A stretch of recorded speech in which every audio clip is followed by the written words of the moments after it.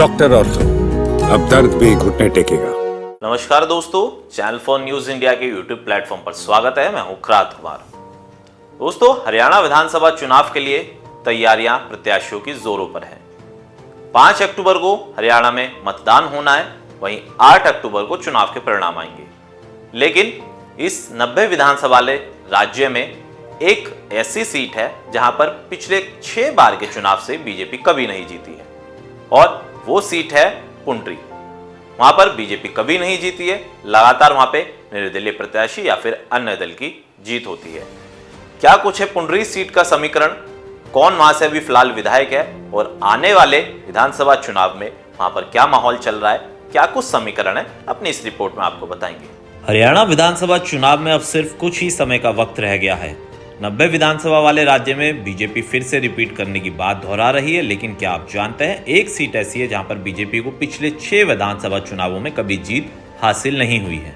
वहां पर हमेशा से बीजेपी के प्रत्याशियों को हार का सामना करना पड़ा, और वो सीट है पुंडरी। इस सीट पर बीजेपी को जीत हासिल नहीं हुई, और अब भी यहां से निर्दलीय विधायक रणधीर गोलन है। निर्दलीय चुनाव जीतकर आए हैं और अब बीजेपी को समर्थन दिया था, लेकिन लोकसभा चुनाव के बाद उन्होंने भी सरकार से अपना समर्थन वापस ले लिया था। आंकड़े देखें तो 1996 से लेकर 2019 के विधानसभा चुनाव तक ना बीजेपी और ना ही कांग्रेस इस सीट को फतेह कर पाई है। हालांकि जब जब हरियाणा में विधानसभा चुनाव आते हैं, अलग अलग दलों से नेता टिकट की डिमांड करते हैं, लेकिन ना बीजेपी और ना कांग्रेस, इन दोनों पार्टी के कैंडिडेट कभी पुंडरी से टिकट की मांग नहीं करते हैं, क्योंकि यहाँ पर हमेशा से निर्दलीय प्रत्याशी की ही जीत होती आई है।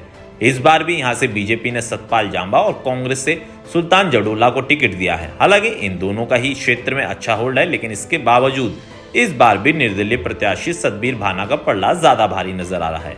आपको बता दें कि पुंडरी रोड बहुल विधानसभा है। जानकारों की माने तो पुंडरी विधानसभा में रोड समाज का दबदबा है।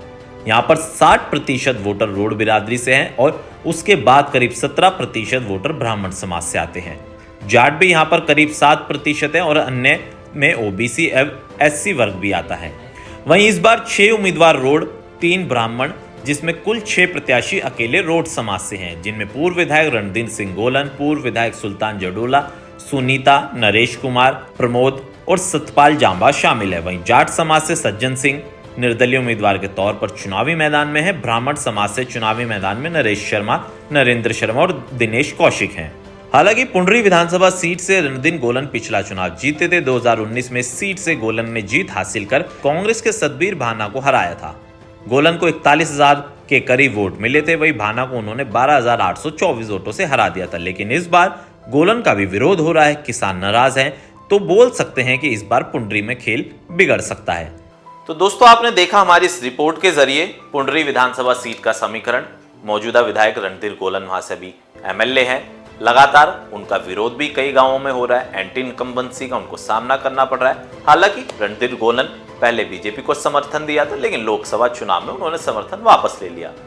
अब कह सकते हैं कि पुंडरी में लगातार विधानसभा चुनाव को लेकर माहौल बदल रहा है। किसकी पुंडरी में जीत होगी, इसको लेकर नजर सबकी बनी हुई है। वीडियो पसंद आया तो कमेंट करके जरूर बताएं। शुक्रिया। डॉक्टर ऑर्थो, अब दर्द भी घुटने टेकेगा।